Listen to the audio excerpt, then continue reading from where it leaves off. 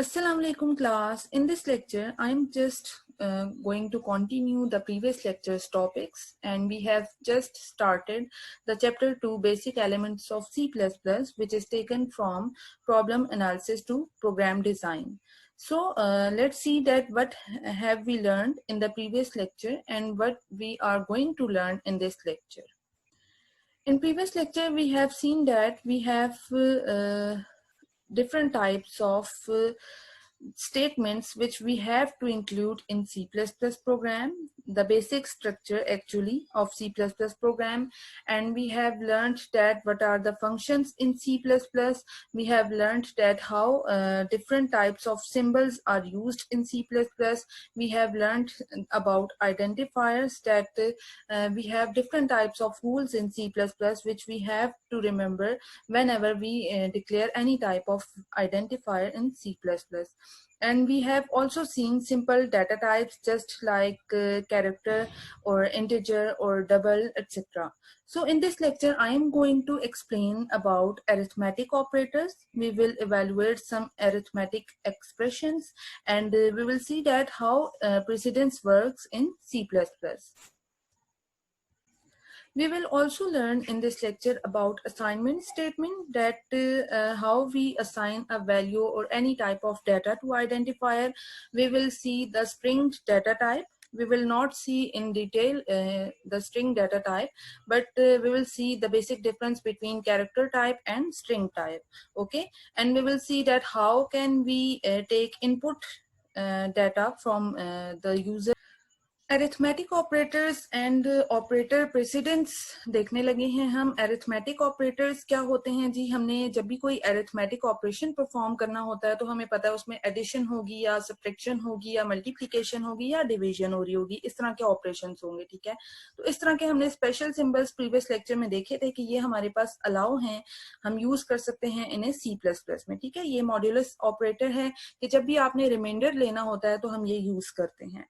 तो ये हम कहीं पे भी यूज कर सकते हैं, किसी भी टाइप की इक्वेशन में हम यूज कर सकते हैं. फॉर एग्जांपल, मैंने एक वेरिएबल लिया इंट a और मैं कहती हूँ कि मैंने उसमें मल्टीप्लिकेशन भी करनी है और डिवीजन भी करनी है. फॉर एग्जांपल मैं लिखती हूँ 4. क्रॉस के लिए हमें पता है कि हम स्टार का साइन यूज करते हैं. 5 लिखा, देन मैंने -1 लिख दिया. ठीक है, देन मैंने टर्मिनेटर लगा दिया. इसका मतलब है कि मेरे पास ये वैल्यू जो भी कंप्यूट होकर आएगी ये a को असाइन हो जाएगी. इसकी जगह मैं ये काम भी कर सकती हूँ कि लेट्स सपोज मैंने ऊपर वेरिएबल्स डिक्लेयर करवाए हुए होंगे, तो मैं ये कर सकती हूँ कि b को मैंने मल्टीप्लाई किया और फिर मैं एक ब्रैकेट लगाती हूँ, इसके अंदर मैं लिख देती हूँ कि मेरे पास c एक वेरिएबल है, उसमें से -4 हो जाए और फिर ये वैल्यू असाइन हो जाए. ठीक है, तो इस तरह से हम डिफरेंट अरिथमेटिक ऑपरेटर्स यूज कर सकते हैं अपनी इक्वेशंस में. ये हमारे पास जो ऑपरेटर्स हैं ये यूनरी भी हो सकते हैं और ये बाइनरी भी हो सकते हैं. दैट मीन्स कि अगर हम बात करते हैं किसी भी ऑपरेटर की, फॉर एग्जांपल आगे हम देखेंगे कि हमारे पास डिक्रीमेंट के लिए माइनस माइनस डबल यूज हो रहा होता है और इसी तरह हमारे पास इंक्रीमेंट के लिए plus plus operator 2 times use हो रहा होता है. ठीक है, तो ये मस्ट नहीं है कि आप सिर्फ सिंगल जो है ऑपरेटर यूज कर सकें. हम इसको डबल फॉर्म में या बाइनरी फॉर्म में भी हम कह सकते हैं कि हम इसे यूज कर सकते हैं. ओके, प्रेसिडेंस क्या होती है? प्रेसिडेंस का मतलब ये होता है कि जब भी आपने कोई इक्वेशन लिखी C++ में, वैसे भी हमारे पास ये रूल होता है, डिमांस रूल आपने देखा होगा कि मैथ्स में हम पढ़ते हैं, लेकिन आप जब अकॉर्डिंग टू C++ बात कर रहे हैं तो जब भी हमने कोई इक्वेशन लिखी तो उसमें कोई भी इक्वेशन प्रेसिडेंस लेवल को देखते हुए रिजॉल्व होती है. ठीक है, वो कंप्यूट होती है और फिर हमारे पास रिजल्ट आता है. वो किस तरह से होती है, कौन से रूल्स हैं, वो हम देखते हैं. अगर हमारे पास इस तरह की ब्रैकेट्स यूज हो रही हैं जिसे हम स्मॉलेस्ट ब्रैकेट्स भी कहते हैं, तो सबसे पहले मैथ्स का ये रूल है कि ये हमारे पास रिजॉल्व होती है या कंप्यूट होती है. ठीक है, इसी तरह मल्टीप्लिकेशन, डिवीजन एंड परसेंटेज या मॉड्यूलस जो ऑपरेटर है ये सेम लेवल की इनकी प्रेसिडेंस होती है. मींस इनमें से अगर हमारे पास कोई भी है तो इसमें से कोई भी एक हमारे पास क्या होगा, पहले कंप्यूट हो जाएगा. ठीक है, अगर तीनों हमारी इक्वेशन में मौजूद है, दूसरा हो जाएगा मे बी पहले हमारे पास मल्टीप्लिकेशन हो रही हो, देन हमारे पास डिवीजन हो रही हो, देन हमारे पास मॉड्यूलस आ रहा हो, या ये भी पॉसिबल है कि पहले डिवीजन हो रही हो, ठीक है, देन हमारे पास मल्टीप्लिकेशन हो रही हो. तो इनका लेवल क्या होता है, प्रेसिडेंस लेवल सेम होता है। इनमें से हम किसी को भी फर्स्ट पे कर लें, किसी को भी सेकंड पे यूज कर लें कंप्यूट करते हुए, तो रिजल्ट पे कोई डिफरेंस नहीं आएगा। ठीक है, इसी तरह हमारे पास जो सेकंड नंबर पे आ रहे होते हैं प्लस माइनस, इनका लेवल ऑफ प्रेसिडेंस भी सेम होता है। ठीक है, और ये हमेशा क्या होते हैं, लास्ट में इनको इवेलुएट किया जाता है। ठीक है, आपको याद होगा कि डिवीजन के लिए जो हमारे पास मल्टीप्लिकेशन के लिए और एडिशन के लिए रूल था, डिमास रूल। डिवीजन हमारे पास पहले होती है, मल्टीप्लिकेशन होती है, देन एडिशन होती है, और देन हमारे पास सब्ट्रैक्शन होती है। तो यहाँ पे भी कुछ इसी तरह से है कि मल्टीप्लिकेशन, डिवीजन और मॉड्यूलस ऑपरेटर की जो प्रेसिडेंस है वो पहले है। ठीक है, देन हमारे पास प्लस और माइनस आते हैं। When operators are on the same level performed from left to right associativity, इसका मतलब ये है कि हम क्या करते हैं, अगर ऑपरेटर्स हमारे पास सेम लेवल के हैं, दैट मीन्स के मल्टीप्लिकेशन भी आ रही है, डिवीजन भी आ रही है, उसमें जो है रिमाइंडर साइन भी आ रहा है, तो इस टाइम पे हमारे पास किस तरह से कंप्यूट होती है, हम सिंपली लेफ्ट टू राइट उसको सॉल्व करना स्टार्ट कर देते हैं। ठीक है, बट अगर हमारे पास इक्वेशन में साथ में प्लस या माइनस या दोनों आ रहे हैं, तो फिर हम देखेंगे कि सबसे पहले अगर हमने इसको सॉल्व कर लिया तो फिर हमने उसके बाद प्लस और माइनस को देखना होगा। ठीक है, फॉर एग्जांपल आपको यहाँ पे एक इक्वेशन नजर आ रही है कि 3 multiply by 7 minus 6 plus 2 multiply by 5 division 4 plus 6। ठीक है, इसका मतलब ये है कि विदाउट ब्रैकेट इसको हमने जब लिखा हुआ है, विद ब्रैकेट तो अगर हमने लिखा होगा स्मॉलर ब्रैकेट्स के साथ, तो फिर तो उसके लिए कंपाइलर के लिए कोई इशू ही नहीं है कि ये रूल है हमारे पास कि जब भी ब्रैकेट के अंदर कोई वैल्यूज होती हैं तो वो सबसे पहले कंप्यूट होती हैं। ठीक है, तो इस इक्वेशन को हम देखते हैं कि ये एक्चुअली कैसे कंप्यूट होगी। ये इस फॉर्म में कंप्यूट होगी, दैट मीन्स कि डिवीजन हमारे पास होती है और मल्टीप्लिकेशन सेम लेवल पे होती है। तो हमने क्या किया, 3 क्रॉस 7 को स्मॉलेस्ट ब्रैकेट में लिखा हुआ है। ठीक है, इसका मतलब है सबसे पहले ये कंप्यूट हुआ, देन उसके साथ -6 होगा। फर्स्ट लेवल पे 3 क्रॉस 7 होगा, देन हमारे पास -6 होगा। ओके, फिर हमारे पास ये पूरा का पूरा सॉल्व होके एक हमारे पास क्या आ जाएगी, वैल्यू आ जाएगी। इसी तरह प्लस को हमने बाहर रखा हुआ है, दैट मीन्स कि ये भी सेकंड नंबर पे आ रही है। उससे पहले क्या होगा, सबसे पहले हमारे पास क्या हो रहा है, 2 क्रॉस 5 हो रहा है, मीन्स सबसे पहले स्मॉलेस्ट जो हमारे पास ब्रैकेट है, इनर ब्रैकेट, वो रिजॉल्व होती है, कंप्यूट होती है। 2 क्रॉस 5 होगा, देन वो हमारे पास डिवाइड हो रहा है 4 के साथ। ठीक है, अब देखें मल्टीप्लिकेशन और डिवीजन दोनों आ रहे हैं, तो हमारे पास क्या था कि जब सेम लेवल की हमारे पास प्रेसिडेंस हो तो उसमें से लेफ्ट टू राइट हम ले लेते हैं, तो इसीलिए 2 क्रॉस 5 पहले रिजॉल्व हो जाएगा, देन डिवाइड हो रहा है 4 के साथ, और ये हमारे पास कंप्यूट होकर एक वैल्यू आ जाएगी। ठीक है, तो +6 हमने क्या किया, बाहर सेपरेट कर दिया। अब देखें ये जो एडिशन है ये हमारे पास क्या हो रही है, दोनों केसेस में बाद में होगी, पहले हमारे पास वैल्यूज कंप्यूट होकर आ जाएंगी ब्रैकेट्स में से। ठीक है, तो इस तरह से सॉल्व होने के बाद जब हमारे पास 3 नंबर्स आ जाएंगे तो वो तीनों आपस में क्या हो जाएंगे, ऐड हो जाएंगे। दैट मीन्स के मल्टीप्लिकेशन, डिवीजन और मॉड्यूलस ऑपरेटर जब भी आएगा तो उनको पहले हमने सॉल्व करना होता है, और प्लस और माइनस को हम बाद में लेके चलते हैं कि वो बाद में भी सॉल्व हो सकता है। ठीक है, सो एक्सप्रेशंस कैसे होते हैं जी, if all operands are integers expression is called an integral expression yields an integral result. Obvious सी बात है कि अगर हमारे पास जो ऑपरेंड्स हैं, ऑपरेंड्स का मतलब ये होता है कि एक तो ऑपरेटर होते हैं कि प्लस माइनस मल्टीप्लाई डिवीजन हो गई, ऑपरेंड्स हमारे पास वो होते हैं कि जिन पे हम ऑपरेशन परफॉर्म कर रहे होते हैं, वो नंबर्स होते हैं। ठीक है, नंबर्स अगर हमारे पास सिंपल इंटीजर्स की फॉर्म में है, फॉर एग्जांपल 2, 3, 5, ठीक है, होल नंबर्स हैं, तो ये जो भी आंसर इनका आएगा वो भी एक होल नंबर आएगा, एक कंप्लीट नंबर आएगा इंटीजर फॉर्म में। If all operands are floating point, तो हमारे पास ऑब्वियस सी बात है, फ्लोटिंग पॉइंट का मतलब होता है कि पॉइंट्स में जो वैल्यूज होती हैं, फॉर एग्जांपल 12.8 हो गया, 17.5 हो गया, 34.50 हो गया, तो जो भी एक्सप्रेशन इवेलुएट होकर रिजल्ट देगा वो भी किस फॉर्म में आएगा, वो भी हमारे पास एक पॉइंट वाली फॉर्म में आएगा। फ्लोटिंग पॉइंट एक्सप्रेशन का रिजल्ट फ्लोटिंग पॉइंट ही होगा। ओके, सो आगे देखते हैं हमारे पास मिक्स्ड एक्सप्रेशंस क्या होते हैं। मिक्स्ड एक्सप्रेशंस ये होते हैं कि उसमें हमारे पास ऑपरेंड्स जो हैं वो डिफरेंट डाटा टाइप्स के आ रहे हों। फॉर एग्जांपल उसमें अगर इंटीजर टाइप के भी डाटा टाइप्स वाले वेरिएबल्स भी हैं, वैल्यूज भी हैं, और साथ में हमारे पास फ्लोटिंग पॉइंट वाली वैल्यूज भी आ रही हैं, ठीक है। तो ये हमारे पास एक एक्सप्रेशन की एग्जांपल हो गई मिक्स्ड एक्सप्रेशन की, कि 2 में हम ऐड कर रहे हैं 3.5। इसी तरह यहाँ पे हमारे पास 3.9 फ्लोटिंग पॉइंट है, जबकि 6 और 4 इंटीजर्स हैं। इसी तरह यहाँ पे 5.4 है, 2 हमारे पास इंटीजर है, ये फ्लोटिंग पॉइंट है, ये अगेन हमारे पास दोनों नंबर्स इंटीजर्स हैं, ठीक है। तो इस टाइप के एक्सप्रेशंस भी हो सकते हैं। इस टाइप के एक्सप्रेशंस को सॉल्व करने के लिए क्या रूल्स हैं हमारे पास वो देखते हैं।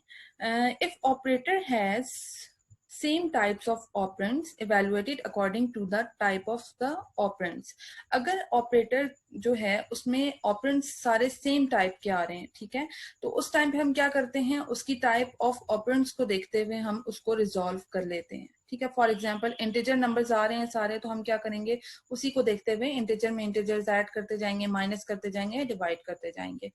If operator has both types of operands, integer is changed to floating point, operator is evaluated, result is floating point, ठीक है। अगर हमारे पास ये टाइप हो, जैसे हमने प्रीवियस स्लाइड में भी देखा कि इंटीजर भी है और हमारे पास क्या है, फ्लोट भी है। फॉर एग्जांपल मैं कहती हूँ कि 4 में से क्या हो रहा है, माइनस हो रहा है 3.5, तो एक हमारे पास इंटीजर हो गया और एक हमारे पास जो ऑपरेंड है वो क्या हो गया, पॉइंट्स में हो गया, ठीक है।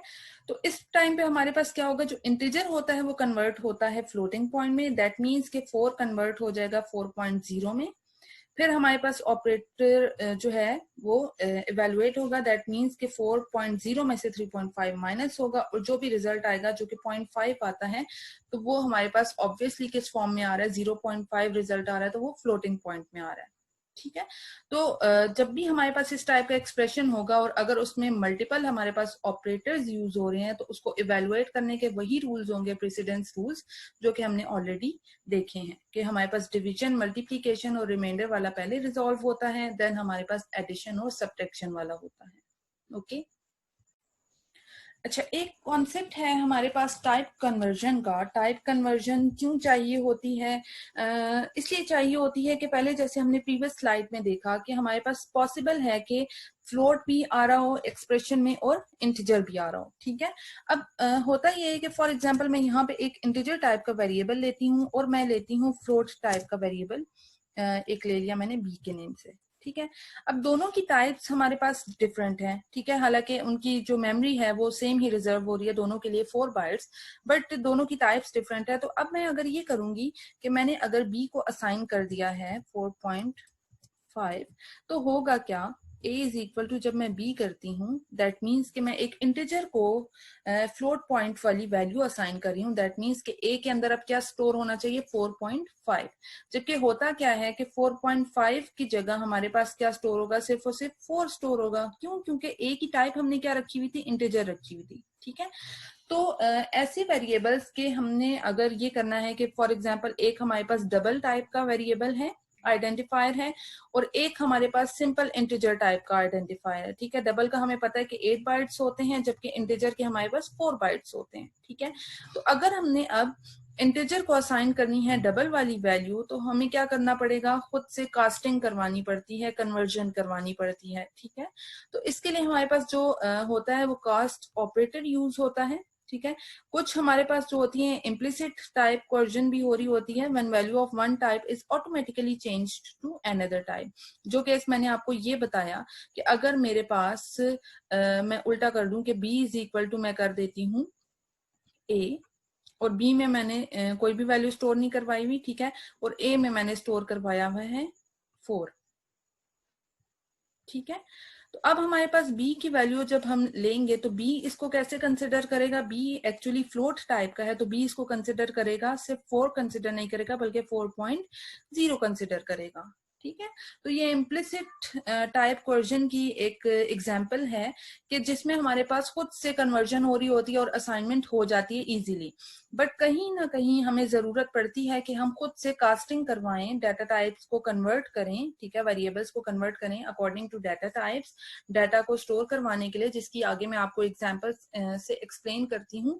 तो उसके लिए हम यूज करते हैं जी, एक हमारे पास रिजर्व वर्ड है स्टैटिक कास्ट का, ओके, इसकी एग्जांपल्स हम आगे देखते हैं। यहाँ पे आपको कुछ एग्जांपल्स नजर आ रही हैं। सबसे पहले स्टैटिक कास्ट हमने लिखा, ठीक है। उसके बाद हमने क्या किया है जी, इंटीजर डाटा टाइप लिखी हुई है, और फिर हमने क्या किया है 7.9 नंबर लिखा हुआ है। तो इसका जो आंसर आएगा वो क्या आएगा, वो 7 आएगा, ठीक है। दैट मीन्स के 7.9 किस में कन्वर्ट हो गया, वो था फ्लोट पॉइंट की वैल्यू, बट वो अब कन्वर्ट हो गई है इंटीजर में, तो इसलिए सिर्फ पॉइंट से पहले वाली वैल्यू ही हमारे पास इवेलुएट होकर आएगी। इसी तरह स्टैटिक कास्ट अगर हम करते हैं इंटीजर में, 3.3 को हम कन्वर्ट कर रहे हैं इंटीजर में, तो जिस डाटा टाइप में आपने जाना होता है आप उसको एरोज में लिख देते हैं, ठीक है। तो ये हमारे पास क्या आएगा, एक्सप्रेशन 3 आएगा, ठीक है। इसी तरह से हमारे पास स्टैटिक कास्ट हम करवा रहे हैं डबल, और 25 को हम कन्वर्ट कर रहे हैं। डबल का हमें पता है कि 8 बाइट्स ले रहा होता है और ये पॉइंट्स में वैल्यू होती है, तो इवेलुएट होकर हमारे पास क्या आएगा, 25.0 आएगा। इसी तरह हमारे पास है कि आपने अगर यहाँ पे लिखा हुआ है स्टैटिक कास्ट डबल, और आपने यहाँ पे 15 ब्रैकेट में लिखा हुआ है डिवाइडेड बाय 2, दैट मीन्स के 15 डिवाइडेड बाय 2 किस तरह से कंसिडर होगा कि 15.0 डिवाइडेड बाय 2, ठीक है। और ये आ रहा है तो 7.5 हमारे पास किस फॉर्म में कन्वर्ट हुआ है, डबल फॉर्म में, ठीक है। तो ये हमारे पास सिंपल सी एग्जांपल है स्टैटिक कास्ट की। इसी तरह से एक और हम एक्सप्रेशन इवेलुएट करके देख लेते हैं कि स्टैटिक कास्ट फॉर एग्जांपल यहाँ पे आपको लिखा हुआ नजर आ रहा होगा इंटीजर, दैट मीन्स कि जो भी हमने ब्रैकेट में आगे नंबर लिखा 7.8, इसको ये हमारे पास इवेलुएट करेगा विद, आगे हमने अगेन इसको ब्रैकेट में एक्सप्रेशन को लिखा हुआ है, इवेलुएट होगा स्टैटिक कास्ट हमारे पास सबसे पहले होगी डबल में, और किसको कर रहा है कि 15 डिवाइडेड बाय 2 कर रहा है। 15 डिवाइडेड बाय 2 अगेन हमारे पास ऊपर हमने देखा था कि आंसर में हमारे पास आता है 7.5, दैट मीन्स कि ये डबल में कन्वर्ट हुआ, और ये फिर ऐड हो रहा है किसके अंदर, 7.8 में। क्यों, क्योंकि ये हमारे पास पूरी जो वैल्यू आ रही है पूरी ब्रैकेट के अंदर आ रही है, ठीक है। ये हमारे कास्ट कर दिया है किसके अंदर, इंटीजर के अंदर, दैट मीन्स के जो इवेलुएट होकर हमारे पास आंसर आ रहा है वो 15 आ रहा है, ठीक है। तो इस तरह से स्टैटिक कास्टिंग हो रही होती है कि अगर हमने फोर्सली क्या करना है कि एक डाटा टाइप की वैल्यू को किसी और डाटा टाइप की वैल्यू में चेंज करना है, तो हम उसके लिए ये रिजर्व वर्ड यूज करते हैं, ओके।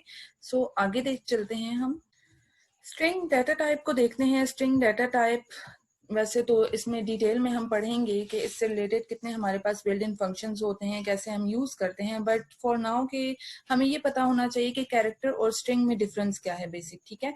कैरेक्टर की जब हम बात करते हैं तो वो हमारे पास सिर्फ और सिर्फ 1 बाइट प्रिजर्व कर रहा होता है, ठीक है। बट जब हम बात करते हैं स्ट्रिंग की, तो स्ट्रिंग में हम मल्टीपल कैरेक्टर्स विद स्पेसेस ले सकते हैं यूजर से, ठीक है। तो इसलिए हम कहते हैं कि हमारे पास क्या होती है जी, सीक्वेंस होता है 0 और मोर कैरेक्टर्स का। मतलब स्ट्रिंग अगर ब्लैंक होगी तो इसमें कोई कैरेक्टर नहीं होगा, और अगर हमारे पास स्ट्रिंग में कोई भी वैल्यू होगी तो उसमें दैट मीन्स के नंबर ऑफ कैरेक्टर्स होंगे। और इसी तरह से एक और हमारे पास जो बात हमने याद रखनी होती है वो ये होती है कि हम हमेशा डबल कोट्स में स्ट्रिंग की वैल्यू को लेते हैं। जैसे आपको एग्जांपल में नजर आ रहा होगा विलियम जैकॉब, ये हमारे पास पूरा नेम किस में आ रहा है, डबल कोट्स में आ रहा है, ठीक है। और कैरेक्टर के लिए आपको ये बात याद है कि कैरेक्टर हम हमेशा सिंगल कॉमा से रिप्रेजेंट करते हैं, ठीक है। कोई भी कैरेक्टर असाइन करते हैं कैरेक्टर आइडेंटिफायर को, तो सिंगल कॉमास में करते हैं, ठीक है। जैसे कि हमने प्रीवियस लैब में देखा भी था कि कैरेक्टर ए को अगर मैंने असाइन कर दिया है तो हम सिंगल कोट में लिख देंगे कि हमने इसको बी कैरेक्टर असाइन कर दिया है। जबकि अगर हम स्ट्रिंग की बात करते हैं तो स्ट्रिंग में हम क्या करते हैं जी, str इक्वल टू हम करेंगे डबल कोट्स में, फॉर एग्जाम्पल दिस इज, ठीक है। तो इस तरह से हम इसको असाइन कर सकते हैं। तो स्ट्रिंग और कैरेक्टर में बेसिकली यही डिफरेंस है कि कैरेक्टर सिर्फ 1 बाइट लेता है, उसमें सिर्फ एक कैरेक्टर स्टोर होता है, जबकि स्ट्रिंग में हमारे पास मल्टीपल बाइट्स जो है का डाटा स्टोर हो सकता है, ठीक है। स्पेसेस भी हो सकती हैं और कैरेक्टर्स भी हो सकते हैं, कोई भी नंबर भी हो सकता है। सो अब देखते हैं जी इनपुट क्या चीज है C++ में। Data must be loaded into main memory before it can be manipulated. Obviously जब भी हमने कोई काम परफॉर्म करना है, कोई फंक्शन परफॉर्म करना है, कोई भी ऑपरेशन हमने परफॉर्म करना है, तो वो किसी ना किसी टाइप के डाटा पे होता है, ठीक है। बट उस डाटा को हमने मेमोरी में, मेन मेमोरी में स्टोर भी करवाना होता है ताकि हम उसके ऊपर काम कर सकते हैं, कोई भी ऑपरेशन परफॉर्म कर सकें। सो ये हमारे पास जो प्रोसेस होता है, ये जो है स्टेप प्रोसेस होता है, जिसमें हमें क्या करना पड़ता है। एक तो हम इंस्ट्रक्ट करते हैं कंप्यूटर को कि वो सबसे पहले क्या करें, मेमोरी को रिजर्व कर ले, ठीक है, अपने पास मेमोरी स्टोर कर ले, और ये याद कर ले कि इस जगह पे आके किसी ना किसी डाटा ने स्टोर होना है। वो डाटा किस टाइप का होगा वो हमने बताना होता है कंपाइलर को। इसके अलावा include statements to put data into memory, और ऐसी स्टेटमेंट्स कंप्यूटर अपने पास स्टोर कर ले, ठीक है, इंक्लूड कर ले कि उसने किस टाइप के डाटा को उठा के उस मेमोरी पे जाके स्टोर करवाना है, ठीक है। तो इसकी एग्जांपल हम आगे स्लाइड्स में देखते हैं, आपको क्लियर हो जाएगा कि क्या हमारे पास स्टेप्स होते हैं और किस तरह से डाटा स्टोर होता है। अच्छा, allocating memory with constants and variables, जैसा कि हमने कहा कि टू स्टेप प्रोसेस होता है कि कंप्यूटर ने सबसे पहला काम मेमोरी रिजर्व करना होता है, और सेकेंडली इंस्ट्रक्शंस के थ्रू डाटा को उठा के उस मेमोरी में रखना होता है, ठीक है। कांस्टेंट का मतलब ये होता है कि वो वैल्यू जो कि हम चेंज ना कर सकें। ओके, सो हमने ये रिजर्व वर्ड्स की डेफिनेशन में भी पढ़ा था कि कॉन्स्ट का हमारे पास एक रिजर्व वर्ड होता है जो कि अगर हम किसी डाटा टाइप के साथ लगा दें, दैट मीन्स कि उस आइडेंटिफायर की वैल्यू चेंज नहीं हो सकती, ठीक है। फॉर एग्जाम्पल आपको नजर आ रहा होगा C++ में एक रिजर्व वर्ड है जो कि यूज हुआ हुआ है यहाँ नीचे एग्जाम्पल्स में कि कॉन्स्ट स्पेस, हमने कोई भी डाटा टाइप दी, फॉर एग्जाम्पल डबल स्पेस, ये हमारे आइडेंटिफायर का नाम है, conversion is equal to 2.54। That means कि आपके प्रोग्राम में अब कांस्टेंट रहेगी ये वैल्यू 2.54 कन्वर्जन के आइडेंटिफायर में, और ये पूरे प्रोग्राम में आप चेंज नहीं कर सकते, ठीक है। During the execution you can't change the content of that identifier. इसी तरह से एक एग्जांपल है कि इंटीजर को हमने असाइन किया हुआ है 20, और इसमें आइडेंटिफायर का नेम हमने रखा हुआ है नंबर ऑफ स्टूडेंट्स, ठीक है। आप यहाँ पे देख सकते हैं कि हमने अंडरस्कोर नेम में यूज किया हुआ है, जो कि हमने रूल में पढ़ा था आइडेंटिफायर्स का नेम रखते हुए। थर्डली आप ब्लैंक को देख सकते हैं कि इसमें हमने सिंगल स्पेस दी हुई है एज अ कैरेक्टर हमारे पास डाटा टाइप है, और ये हमारे पास इसमें पूरे प्रोग्राम में यही कांस्टेंट वैल्यू रहेगी। सेम इसी तरह से पे रेट एक आइडेंटिफायर है जिसमें हमने 15.75 स्टोर कर दिया है जो कि डबल टाइप का है, इसकी वैल्यू भी पूरे प्रोग्राम में यही रहेगी जो कि आप चेंज नहीं कर सकते, ठीक है। तो ये कांस्टेंट हमारे पास क्या है, रिजर्व वर्ड है। दूसरा हमने ये कहा कि कंप्यूटर जो है स्टोर कर रहा होता है, सबसे पहले तो मेमोरी रिजर्व करता है इनपुट में और फिर स्टोर करवाता है डाटा को।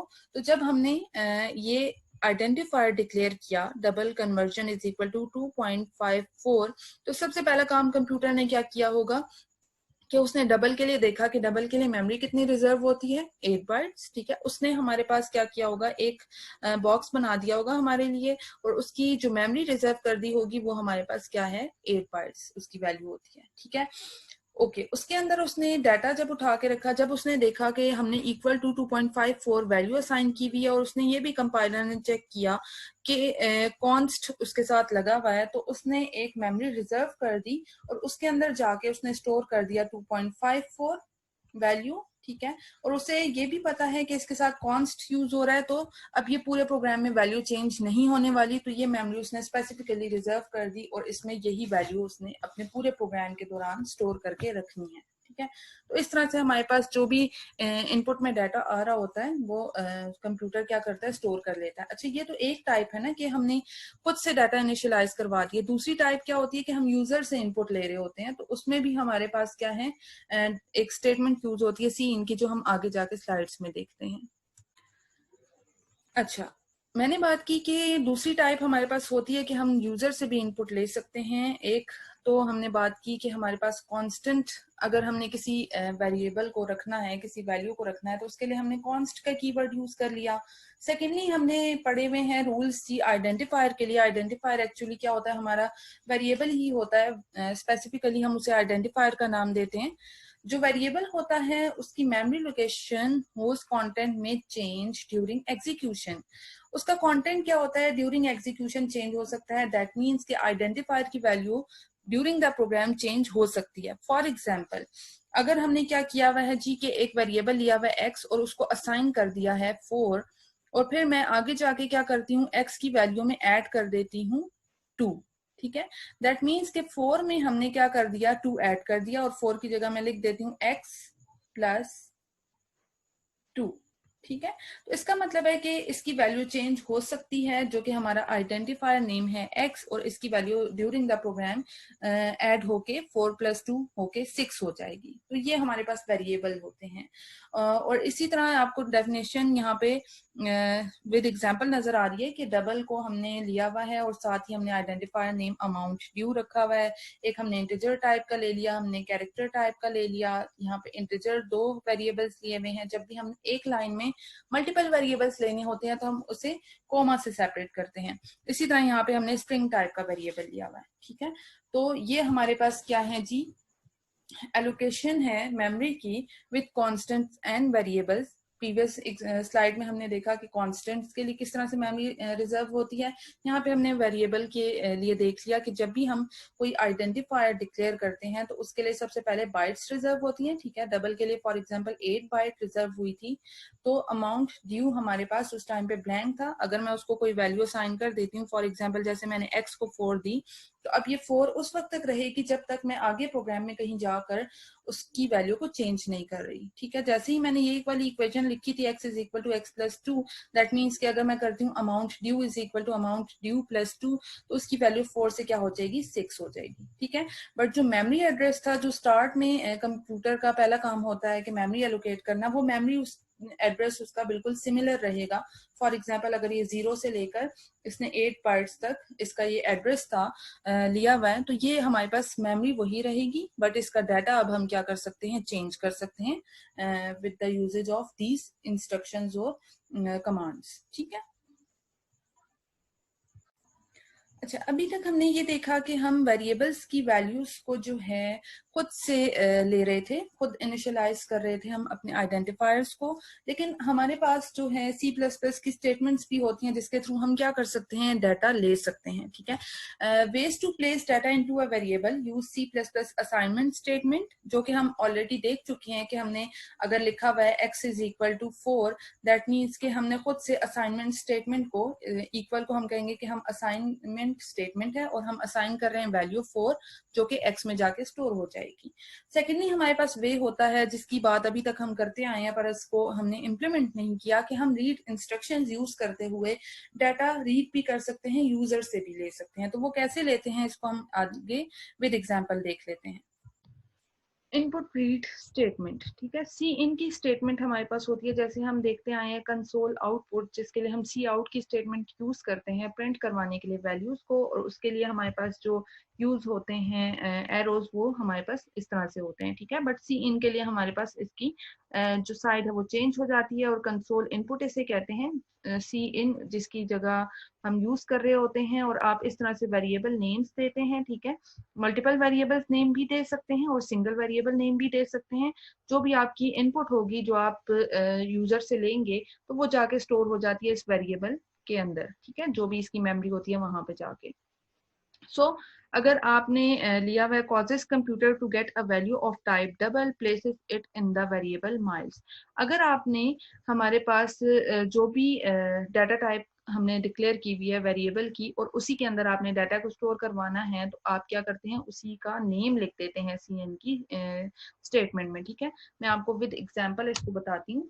फॉर एग्जांपल मैंने यहाँ पे लिखा हुआ है इंट a, और एक और मैं टाइप का वेरिएबल ले लेती हूँ फ्लोट b।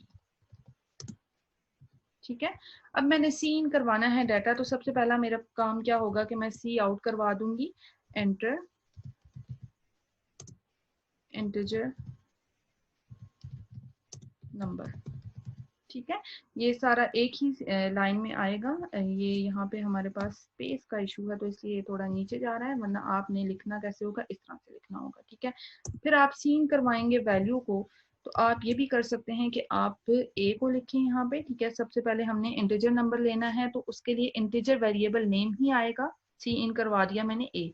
इसी तरह से हम अलग से प्रिंट करवा सकते हैं कि enter point floating point value.